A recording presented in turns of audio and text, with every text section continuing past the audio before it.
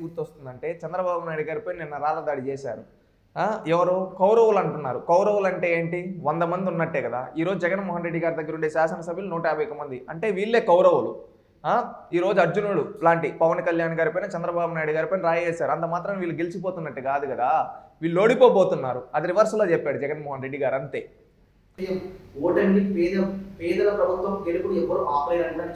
ఒకటి by mistake Jaganmohan Reddy గారు note తడబడినట్టుంది.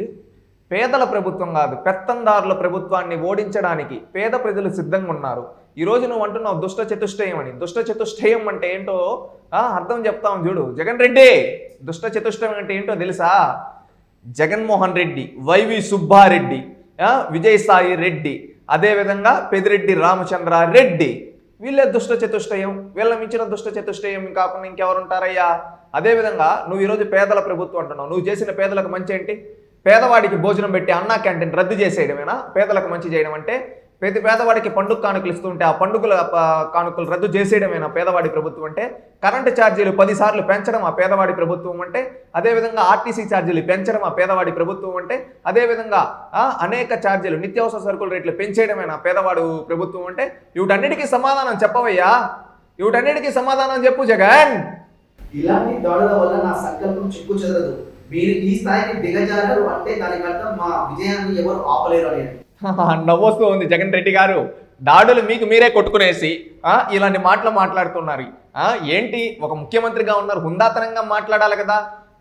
కోడికత్తి drama గురించి చెప్తే బాగుంటుంది. ఆ రోజు కోడికత్తి జరిగిపోయినప్పుడు ఇట్టా పడిపోయి నేను అయిపోయా, నాది అయిపోయింది, హైదరాబాద్కి వెళ్ళిపోయి మన కులం వాళ్ళ హాస్పిటల్లో జాయిన్ అయిపోయి ఆ తర్వాత చంద్రబాబు నాయుడు నన్ను పైన చేశాడన్నావు.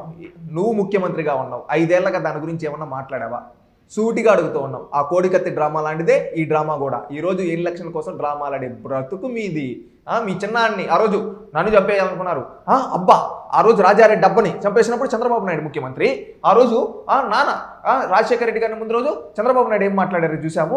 అదేవిధంగా నా పైన ఎయిర్పోర్ట్లో దాడి జరిగినప్పుడు చంద్రబాబు నాయుడు ముఖ్యమంత్రి. ఈరోజు బాబాయిని చంద్రబాబు నాయుడు ముఖ్యమంత్రి అన్నారు. తీరా చూస్తే ఏంటంటే కోడికత్తి, నీకు నువ్వే దాడి. అదేవిధంగా బాబాయిని ఎవరు లేపేశారో పులివెందుల్లో చిన్న పిల్లలు అడిగినా చెప్తారు. మన చెల్లెళ్ళు ఈరోజు షర్మిల గారు కావచ్చు, సునీత గారు కావచ్చు చెబుతూ ఉన్నారు. అదేవిధంగా అడుగుతూ ఉన్నావు.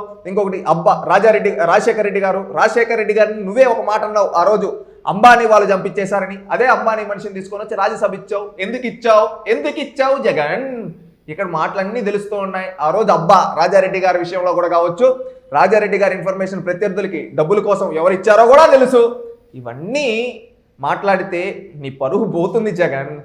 ఒకటి హుందాతనంగా మాట్లాడు, గౌరవంగా మాట్లాడు, నేర్చుకో. ఇలాంటి డ్రామాలు ఎందుకు? ప్రజలు నువ్వు ఎన్ని డ్రామాలు ఆడినా నమ్మే పరిస్థితిలో లేరు. నిన్ను అధపాతాళంలోకి తొక్కడానికి రాష్ట్ర ప్రజలు సంసిద్ధంగా ఉన్నారు. డ్రామారెడ్డి బాయ్ బాయ్ అంటున్నారు. తెలుసుకో జగన్.